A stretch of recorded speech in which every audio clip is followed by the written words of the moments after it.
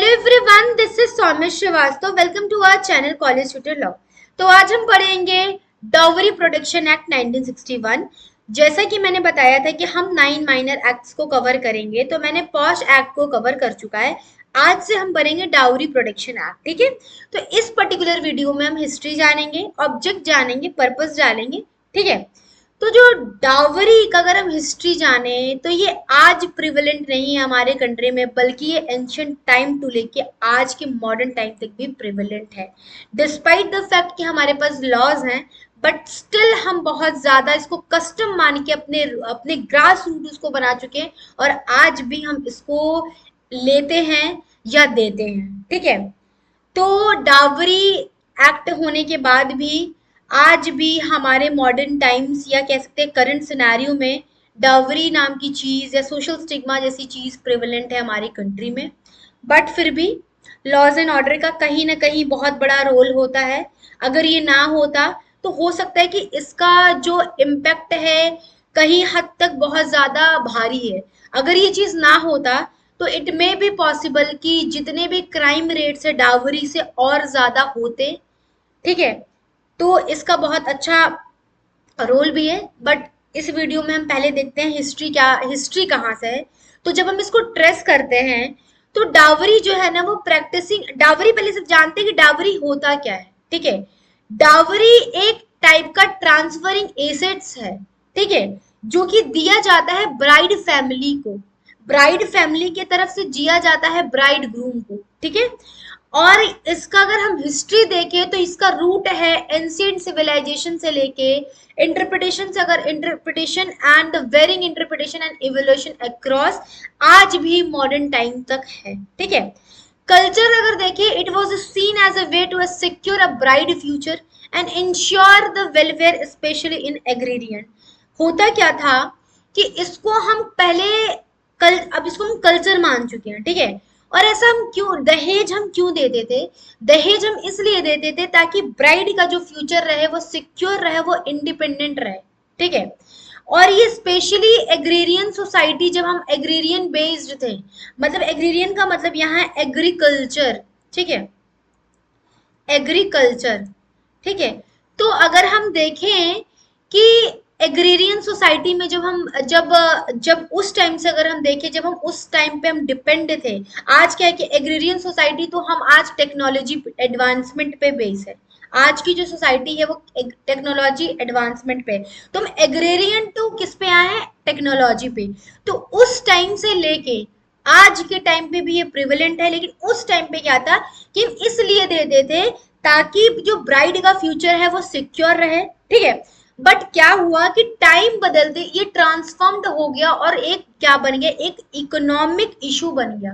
ठीक है, एक ये इकोनॉमिक इशू बन गया, और इसमें क्या होगा, फाइनेंशियल ऑब्लिगेशन आ गया। मतलब उस टाइम पे तो एक वॉलेंटरी इच्छा होती थी कि हम अपने बेटी को दे रहे हैं कुछ दहेज या दे रहे हैं डावरी, ब्राइड के फ्यूचर को सिक्योर करने के लिए, या जो ब्राइड है वो इंडिपेंडेंट फील करे। ठीक है, वो डिपेंड ना रहे। But over the time situations were shift to complex situations. ठीक है, तो अगर हम देखें अर्ली एज, ठीक है, बैक करें, ट्रेस बैक करें, तो ancient civilisation like Babylon, Greece, ठीक है, where it was used to establish a women status. Women को स्टेटस के लिए, विमेन के स्टेटस के लिए दिया जाता था। Maintain her independence, provide a resource in emergencies. मतलब उनको दिया गया जाता था कि वो अपनी विमेन के स्टेटस को मेंटेन हो जाए, या इंडिपेंडेंट फील करे विमेन, या उनको जो भी इनको दिया जाता था, एसेट्स दिए जाते थे या कैश के फॉर्म में। उस टाइम में जो भी वैल्यूएबल सिक्योरिटी थी उस टाइम पे, चाहे वो कैश हो, चाहे वो ऑर्नामेंट्स हो, कुछ भी। ये पहले बहुत जरूरी है जानना कि जो डावरी है वो एक कैश के फॉर्म में नहीं दे सकते, वो किसी के भी फॉर्म में दे सकते हैं। ठीक है, तो जो आपका उस टाइम में दिया जाता था ताकि वो इमरजेंसीज में अपने फंड को या रिकोर्स को यूज कर सके। ठीक है, फिर अगर देखिए वैदिक पीरियड में, तो अगर हम देखें वैदिक पीरियड में तो उस टाइम भी ना वॉलेंटरी था। ठीक है, स्त्रीधन क्या होता है? स्त्रीधन एक विमेन की वेल्थ होती है, मतलब स्त्रीधन, विमेन को हम एक धन दे रहे हैं, स्त्रीधन, ठीक है। तो उस टाइम पे भी क्या था कि बहुत ज्यादा वॉलेंटरी था, उस टाइम पे कोई फोर्सफुली नहीं था, या ऐसा नहीं कह सकते कि बहुत ज्यादा कंपल्सरी था। बट मिडिवल टाइम में भी देखिए तो मिडिवल टाइम में भी एक उसको क्या कहते हैं, लव गिव्स अफेक्शन की तरह ही देखा जाता था, ठीक है।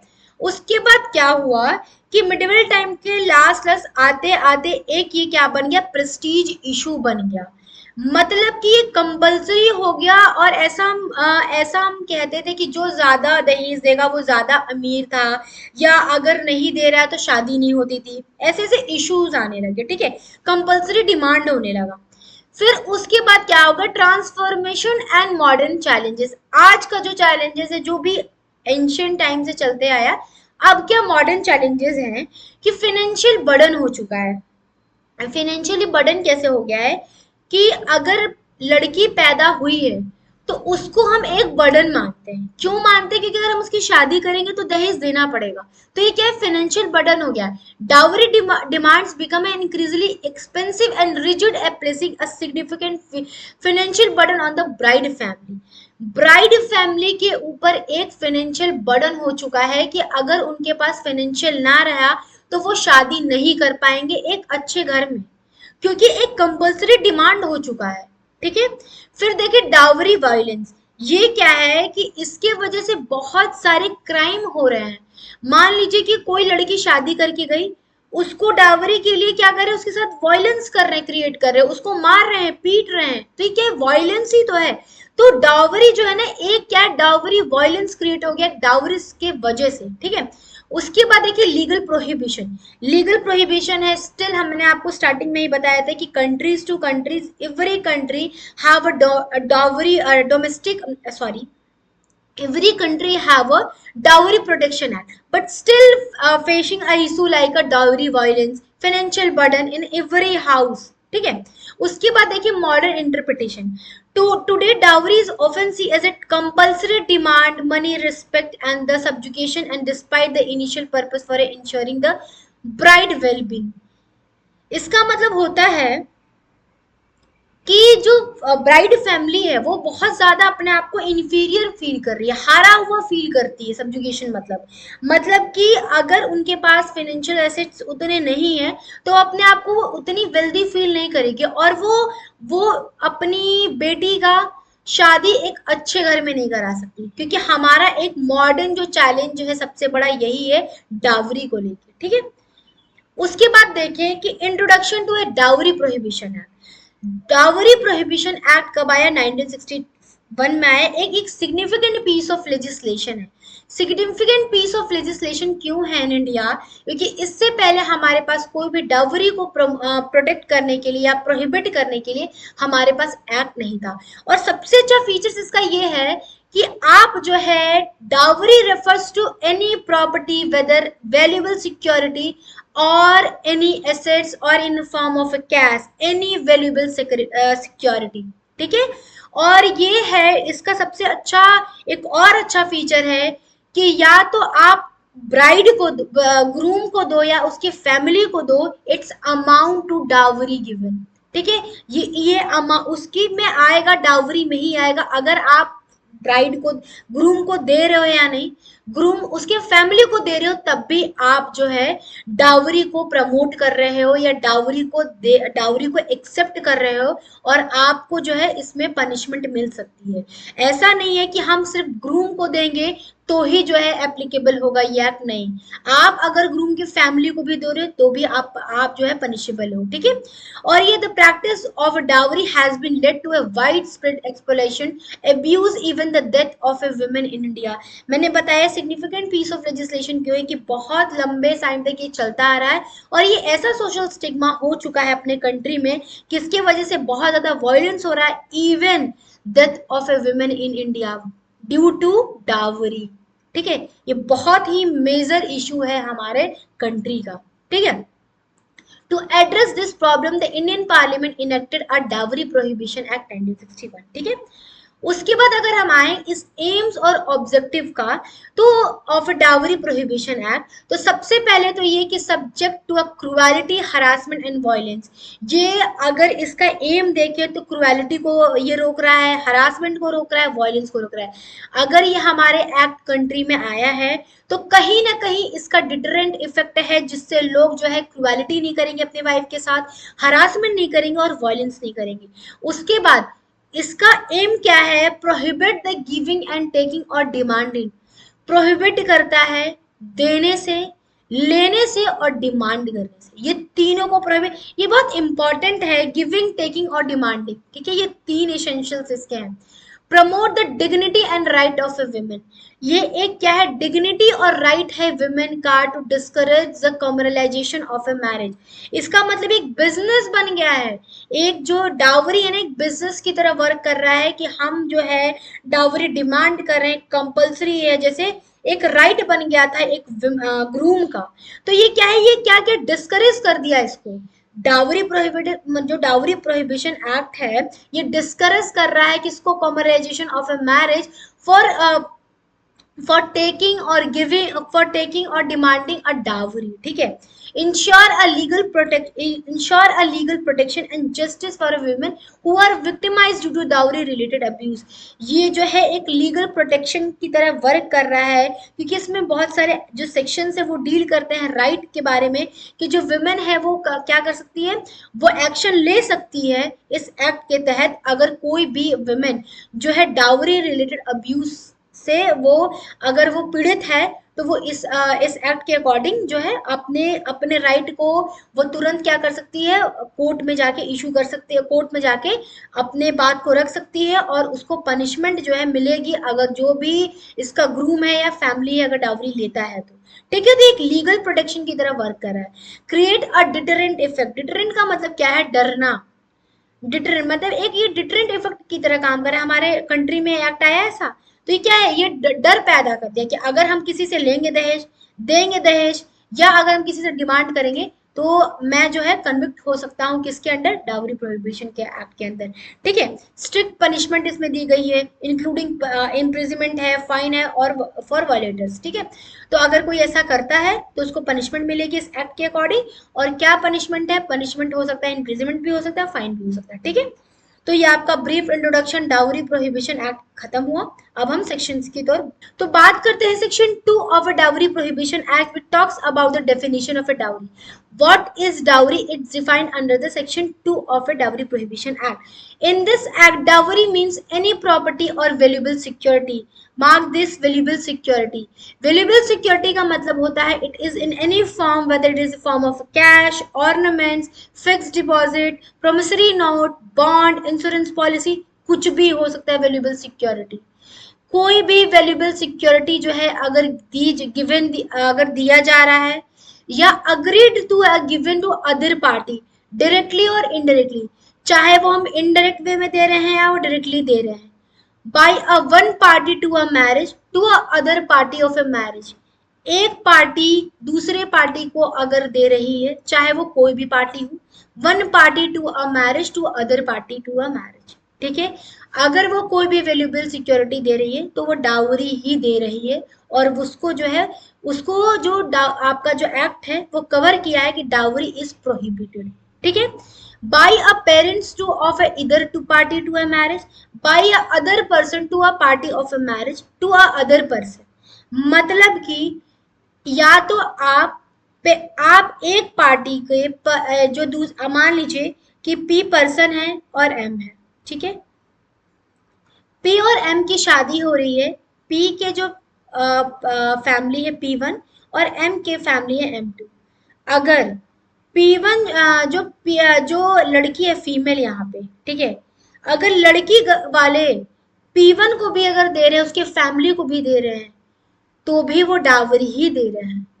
अगर मान लीजिए कि जो P है, ठीक है, M1 को ना देखिए वो P को दे रहे हैं, तो भी वो डावरी है। किसी के पेरेंट्स को, जो कि वो पार्टी जो है वो मैरिज से कनेक्टेड है, in the connection with the marriage, तभी उसको कहेंगे कि वो पसेड पार्टीज है। अगर वो कनेक्शन नहीं उस मैरिज का, मान लीजिए कोई दूसरी पार्टी है शादी में, उससे नहीं मतलब है। जो पर्सन मान लीजिए कि अगर उसके जो शादी है वो कनेक्शन है मैरिज से, तभी उसको पार्टी माना जाएगा, ठीक है। कोई भी जो डावरी है ब्राइड को देना, ग्रूम को देना, या ग्रूम के पेरेंट्स को देना, या ग्रूम के पेरेंट्स को देना, ब्राइड के पेरेंट्स को देना, comes under the definition of a dowry, but does not include dower or meher in the case of a person to whom the Muslim personal law। आपको पता है हमारा हिंदू पर्सनल लॉ है, हिंदुओं का पर्सनल लॉ होता है, मुस्लिम्स का मुस्लिम पर्सनल लॉ होता है, ठीक है। पर्सनल लॉ क्या होता है, स्पेसिफिक रिलीजियस कम्युनिटीज पे अप्लाईज होते हैं, ठीक है, ना कि वो यूनिवर्सली सब पे एप्लीकेबल है। तो हिंदू पर्सनल लॉ हिंदू पे एप्लीकेबल है, मुस्लिम पर्सनल लॉ मुस्लिम पे एप्लीकेबल है। तो जो मुस्लिम के पर्सनल लॉ है उसमें बात किया गया है मेहर और डावर का। ये बहुत ही अच्छी चीज है। मुस्लिम में क्या होता है कि मेहर और डावर जो दिया जाता है, एक ब्राइड को दिया जाता है ग्रूम की तरफ से, वो एक रिस्पेक्ट के लिए या फाइनेंशियल सपोर्ट के लिए इन फ्यूचर दिया जाता है, तो उसको यहाँ पे डावरी नहीं माना गया है, ठीक है। तो मेहर और डावर क्या होता है, मेहर डावर एक जो है ग्रूम की तरफ से गिफ्ट दिया जाता है, जेस्चर दिया जाता है ब्राइड को, ठीक है। तो वो किसके लिए होता है, एक रिस्पेक्ट होता है, ठीक है। तो उसको यहाँ पे इंक्लूड नहीं किया गया है, ठीक है। उसके बाद हम देखते हैं section 3, penalty for a giving और टेकिंग अ डाउरी। पेनाल्टी किसके लिए, देने वाले के लिए भी है और लेने वालों वाले के लिए भी है, ठीक है। पेनाल्टी किसके लिए है, देने वालों के लिए भी और लेने वाले के लिए। क्या बोलता है, if any person after the commencement of act, आने के बाद एक्ट, कोई भी इंसान लेता है या किसी को धमकाता है लेने और देने के लिए डावरी, तो उसको पनिशमेंट मिलेगी, shall be punishable with the imprisonment for a term which shall not be less than 5 year, 5 साल से कम का नहीं मिलेगा, और फाइन भी हो सकता है which shall not be less than 15,000, 15,000 से नीचे नहीं होगा, ठीक है। और the value of a dowry, जितना आपने डावरी लिया उसके उसके ही उसको कंसिडर करके पनिशमेंट लगाए, फाइन लगाएंगे। विच एवर इज मोर, जो ज्यादा होगा, अगर डावरी ज्यादा होगा तो उस उतना फाइन लगाएंगे, ठीक है। Provided that the court may, for an adequate and special reason, for to be recorded in the judgment, impose a sentence of imprisonment for a term less than 5 year।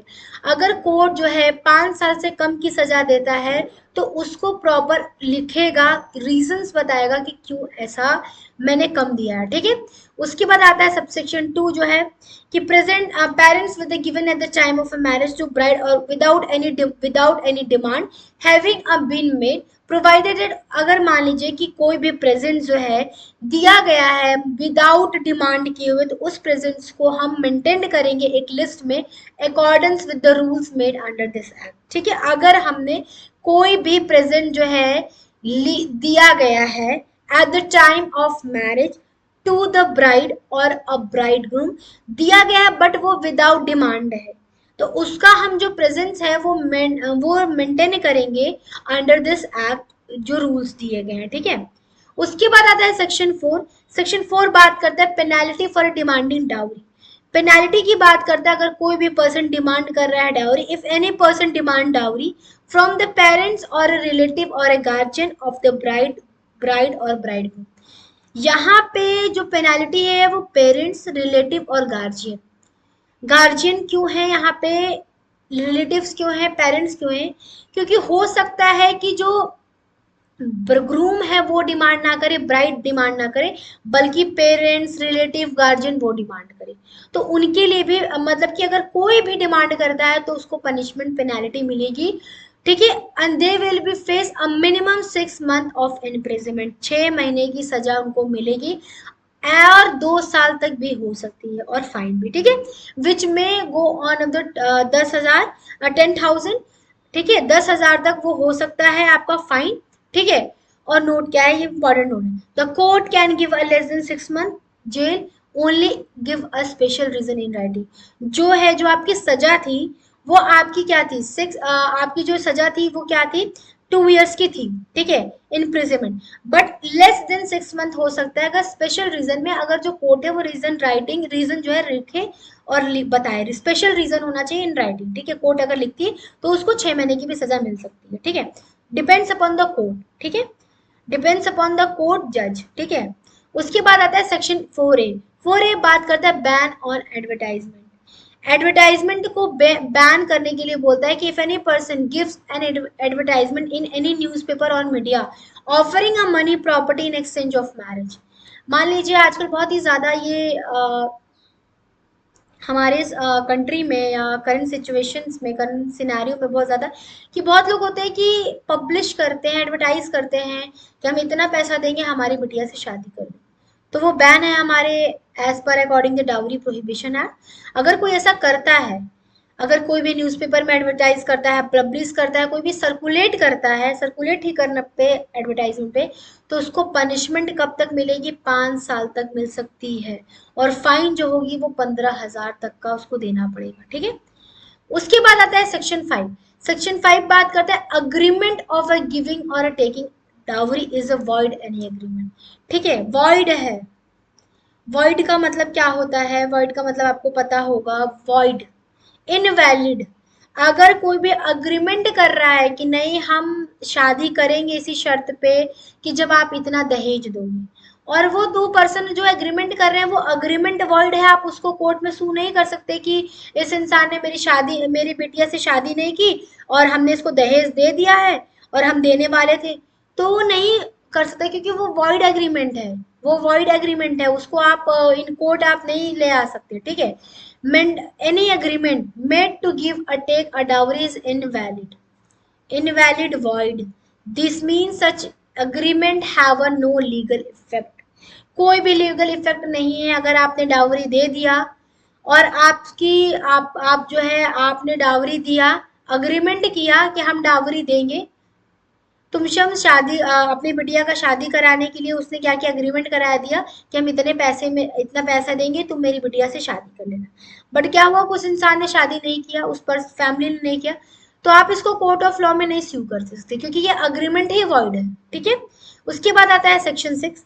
Section 6 बात करता है dowry prohibition act, जो कि ये basically हर्ज की बात करता है कि बेनिफिट के लिए, ये benefit dowry to be for the benefit of the wife of heirs, ठीक है। इसेंशियली क्या स्टेट कर रहा है, transfer of a dowry to wife, जो डावरी मिला है वाइफ को वो ट्रांसफर करने के लिए, ठीक है। ये बेनिफिट है किसके लिए, वाइफ के लिए, वाइफ के लिए नहीं, ब्राइड के लिए, ठीक है। If one any one other than women, मतलब कि ब्राइड के अलावा रिसीव किया है dowry in connection with the marriage, they are legally obligated to her transfer, ठीक है। अगर मान लीजिए कोई पर्सन है वो डावरी रिसीव किया है ब्राइड के तरफ से, ठीक है, तो वो लीगली ऑब्लिगेटेड है कि वो जो भी डावरी रिसीव किया वो ट्रांसफर करे किसको, डावरी को। The time frame of this transfer depends upon the dowry was received, वो डिपेंड करेगा कि डावरी आपको कब रिसीव्ड हुआ है। If the person receive dowry before the marriage तो ट्रांसफर हो जाएगा कब, शादी होते ही। अगर जो रिसीव्ड हुआ है at the time of a marriage और आफ्टर द मैरिज, ठीक है, तो it must be transfer within a 3 month after the date of this receipt. जब भी आपको डावरी मिला है, कब मिला है, before the after the marriage, शादी के बाद मिला है, ठीक है, और शादी के टाइम मिला है, तो 3 महीने तक, 3 महीने के बाद आप उसको ट्रांसफर कर दीजिएगा जिसको भी डावरी रिसीव हुआ है बिहाफ ऑफ द ब्राइड और डावरी रिसीवर, ठीक है। उसके बाद if the women was a minor when the dowry was, अगर कोई वीमेन माइनर थी जब उसको डावरी रिसीव हुआ था, और जिसको डावरी रिसीव हुआ है वो जो है वो ट्रांसफर करेगा डावरी जब जो विमेन है वो जो है मेजर हो जाएगी, ठीक है। The person holding dowry must do in the trust for the benefit of the women, जो भी ट्रस्ट या जो भी डावरी ट्रांसफर करेगी वो किसके बेनिफिट के लिए करेगी, वुमेन के बेनिफिट के लिए करेगी। उसके बाद आता है सब्सिक्वेंट 2, अगर कोई फेलियर होता है ट्रांसफर करने में डाउरी, तो उसको पनिशमेंट मिलेगी 6 महीने की, और वो एक्सचेंज भी हो सकता है 2 साल तक, ठीक है। और जो फाइन होगी वो लेस नौ, और जो फाइन होगी वो लेस मतलब कि 5,000 से कम नहीं होगी, और वो एक्सटेंड हो सकता है 10,000 रुपए से, ठीक है। और इम्प्रिजनमेंट भी मिल सकता है और फाइन भी, दोनों मिल सकता है, ठीक है।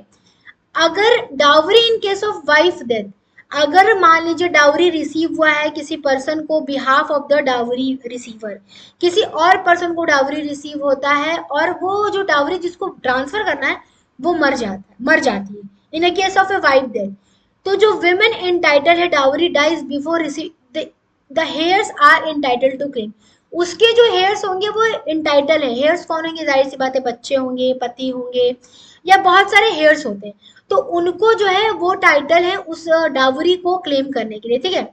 स्पेशल प्रोविजन क्या है, if a woman dies within the 7 years of a marriage due to the reason other than the natural cause, the dowry shall be transferred to her parents if she has a no children।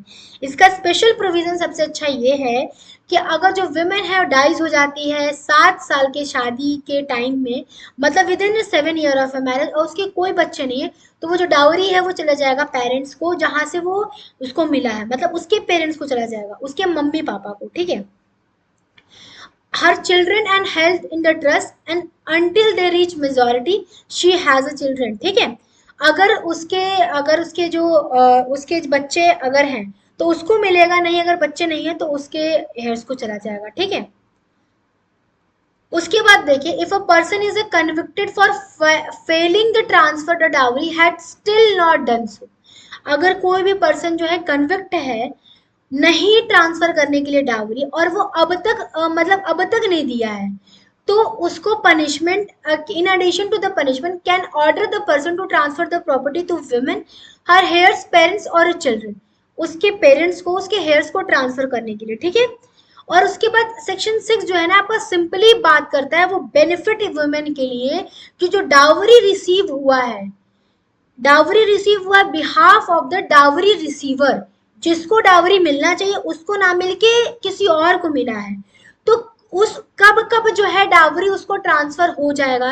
एक तो case था आपका minor वाला है कि अगर जो dowry receiver है वो माइनर है तो मेजर होने पे मिल जाएगा। दूसरी चीज है कि अगर जो शादी के पहले मिला है तो शादी के बाद ट्रांसफर कर दीजिए, अगर शादी के eight the time of marriage या शादी के बाद मतलब मिला है, ठीक है, आफ्टर द मैरिज, ठीक है, तो उसको 3 महीने के अंदर जो है आपको ट्रांसफर करना होगा। अगर आपने ट्रांसफर नहीं किया तो आपको पनिशमेंट मिलेगा, ठीक है, पनिशमेंट फाइन भी हो सकता है, इम्प्रिजनमेंट भी हो सकता है। उसके बाद क्या है कि अगर आप नहीं करते हो, अगर आपने कर दिया तो ठीक है, अगर उसके बाद भी आप नहीं कर सकते हो तो punishment in addition to punishment, और उसके बाद ऑर्डर कर सकती है कोर्ट कि आप ट्रांसफर करो property, women transfer the property to women her heirs parents और चिल्ड्रन, ठीक है। तो ये आपका खत्म हुआ सेक्शन 6 5 2 4। जो सेक्शन 7 आपका बात कर रहा है cognizance of a offence. Cognizance का मतलब क्या होता है, at the point of where the court और जज has aware to take a action, जैसे कि जो मजिस्ट्रेट होते हैं वो अवेयर होते हैं एक्शन लेने के लिए, ठीक है। जो आपका कॉग्निजेंस है वो कहाँ दिया गया है, सीआरपीसी में दिया है, ठीक है, सीआरपीसी 190 में दिया गया है। सेक्शन 190 में बात करता है कॉग्निजेंस लेना, ठीक है। तो इस वीडियो में इस सेक्शन में क्या मतलब है, डाउरी प्रोहिबिशन एक्ट से क्या इसका लेना देना है। सेक्शन 7 बात कर रहा है cognizance of a offence only a metropolitan magistrate.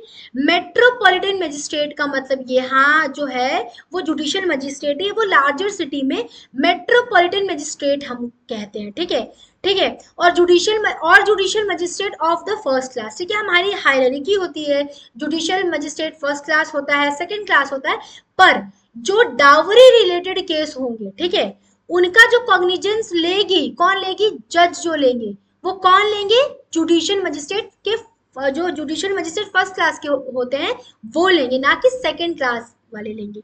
Judicial magistrate first class cognizance लेंगे डाउरी रिलेटेड ऑफेंस, ठीक है। Can try offence under this act, a court can only take cognizance of a dowry related offence, ठीक है। अब there is a police report, a complain is a made by agree, अगर कोई police report होती है, ठीक है, तो या तो complaint is a made bye aggrieved person, कोई अग्रीव्ड पर्सन है, अग्रीव्ड मान लीजिए कोई वुमेन है, वाइफ है, वो जाके क्या करती है, वो कंप्लेन करती है, तो उस बेसिस पे कॉग्निजेंस जो लेगा, कौन लेगा, मेट्रोपॉलिटन मजिस्ट्रेट और जुडिशियल मजिस्ट्रेट फर्स्ट क्लास, ठीक है। अगर कोई रिलेटिव्स, अगर recognised welfare institution organisation, welfare institution organisation यहाँ पे जैसे कि बहुत सारे एनजीओज होते हैं, ठीक है, एनजीओज होते हैं, तो वो क्या करते हैं कि वो हेल्प करते हैं इस चीज को, तो हो सकता है कि जो इंस्टीट्यूशंस है, वेलफेयर इंस्टीट्यूशन ऑर्गेनाइजेशन है, एनजीओज है, ये क्या करती है, ये जाके कंप्लेंट रजिस्टर करती है कि इस यहाँ इस इलाके में ऐसा हो रहा है, ऐसा हो रहा है। जैसे कि मैंने पिछले वीडियो जो पढ़ाया था, तो मैंने पॉश एक्ट पढ़ाया था, उसमें ने एक बताया था विशाखा केस, तो विशाखा केस में क्या था कि एक एनजीओज में भंवरी देवी काम करती थी, तो भंवरी देवी के साथ जो रेप हुआ था, बट उनके बिहाफ पीआईएल रेस कौन किया था, एक एनजीओज की थी, विशाखा एनजीओज, ठीक है। तो यहाँ पे भी यही है कि अगर कोई भी डावरी रिलेटेड अब्यूज से पीड़ित है, कोई भी प्रॉब्लम है, तो हो सकता है कि कंप्लेंट कौन करे, वो खुद औरत खुद करे, या उसके रिलेटिव्स करे, या तो रिकॉग्नाइज वेलफेयर इंस्टीट्यूशन करे, ठीक है। कॉग्निजेंस का मतलब क्या है, समझ में है, the point at which the court can take a action, ठीक है। कॉग्निजेंस का मतलब ये होता है अवेयर होना। उसके बाद आता है सेक्शन 8। सेक्शन 8 बात क्या कर रहा है, offence to be a cognizable and non bailable. Cognizable आपका कहाँ है, डिफाइन 2N में है, बेलेबल किस में है, 2A में, या बेलेबल और नॉन बेलेबल आपका है, ठीक है। तो कॉग्निजेबल और नॉन बेलेबल दो टर्म है आपको जो डिफाइन किए गए हैं सीआरपीसी में, ठीक है। कोड ऑफ क्रिमिनल प्रोसीजर, वो हमारा प्रोसीजर एक्ट है। तो जो डावरी से रिलेटेड जो इशू होते हैं ना, वो कॉग्निजेबल और नॉन बेलेबल होते हैं। नॉन बेलेबल में क्या होता है कि बेल आपको इजीली ना मिले, जैसे डावरी डेथ हुआ, रेप हुआ, मर्डर हुआ, ये सब क्या है, नॉन बेलेबल ऑफेंस, आपको बेल नहीं मिल सकता। कॉग्निजेबल में क्या है, कॉग्निजेबल का मतलब ये है police can take action without a warrant, without warrant जो है पुलिस जो है अरेस्ट कर सकती है पर्सन को, ठीक है। Investigation can be carried without magistrate permission under section 42 of CrPC. जो इन्वेस्टिगेशन है आपका जो है विदाउट मजिस्ट्रेट परमिशन के भी हो सकता है, पुलिस ऑफिसर कर सकती है as per the section 42 of the CrPC. Code of criminal procedure जो है आपका बताता है कि जो पुलिस है वो इन्वेस्टिगेशन कर सकता है विदाउट परमिशन ऑफ मजिस्ट्रेट, किस केस में, डावरी रिलेटेड केस में, ठीक है। उसके बाद आता है section 8A, burden of proof. Burden of proof का क्या मतलब होता है, मान लीजिए कि हम पे एलिगेशन लगा कि हमने ये क्राइम किया है, तो बर्डन ऑफ प्रूफ मेरे पे है कि मैं प्रूफ करूं कि मैंने ये मर्डर नहीं किया है, ठीक है। तो बर्डन ऑफ प्रूफ का मतलब है, बर्डन ऑफ प्रूफ मेरे पे बर्डन है कि मैं इसको प्रूफ करूं, ठीक है। तो 8A भी बात करते हैं, if someone is prosecuted for taking abetting a dowry, they must prove they didn't commit an offence, didn't commit the offence, ठीक है। अगर कोई भी इंसान पे ये चार्ज लगा है कि वो डावरी लिया है या अबेट किया है, धमकाया है किसी को डावरी लेने के लिए, तो उसके ऊपर बर्डन ऑफ प्रूफ है कि वो प्रूफ करे कि वो ऐसा नहीं किया है, ठीक है। उसके बाद आता है section 8B, dowry prohibition officer, state government can appoint dowry prohibition officer. जो स्टेट गवर्नमेंट है वो अपॉइंट करेगी डावरी प्रोहिबिशन ऑफिसर, ताकि इस केस में जो भी है डावरी डिमांड जो किया गया है उसको वो करना, कंप्लायंस करना, फिर कलेक्ट एविडेंस करना, assist with prosecution, performs duties assign by the government, ठीक है। उसके बाद ये कौन करेगा, डावरी प्रोहिबिशन ऑफिसर करेगा, और कौन अपॉइंट करेगी, आपको स्टेट गवर्नमेंट करेगी, ठीक है। सेक्शन 9 क्या है, सेक्शन 9 आपका बात कर रहा है power to make a rules by a central government, things of a section giving in the central government.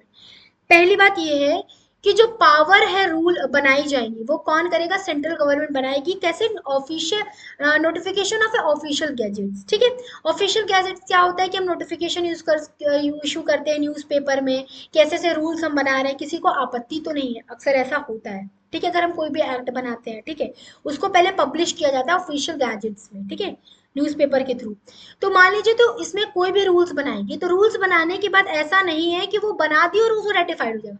पहले दोनों हाउस ऑफ पार्लियामेंट में वो पेश किया जाएगा और presented to a both house of Indian parliament, और पार्लियामेंट के पास चांस है कि वो रिव्यू करे इस दिस रूल्स को, they can agree with them, then change them and even decide they shouldn't exist. वो उसके ऊपर डिपेंड करता है कि वो इम्प्लीमेंट करे ना करे, एग्जिस्ट करता है या नहीं। If the both house agree और चेंज और decide against the rule will be only effect to the change. अगर पार्लियामेंट अलाउ करती है चेंज करने को तो ही होगा, अगर वो मॉडिफिकेशन चाहती है तो मॉडिफिकेशन कर सकती है तो ही होगा। तो सेंट्रल गवर्नमेंट क्या है, एक मैनुअल तैयार करेगी डाउरी प्रोहिबिशन एक्ट का, और पार्लियामेंट में क्या करेगी, वो भेजेगी, और पार्लियामेंट जो है उसको रेटिफाइड करेगी।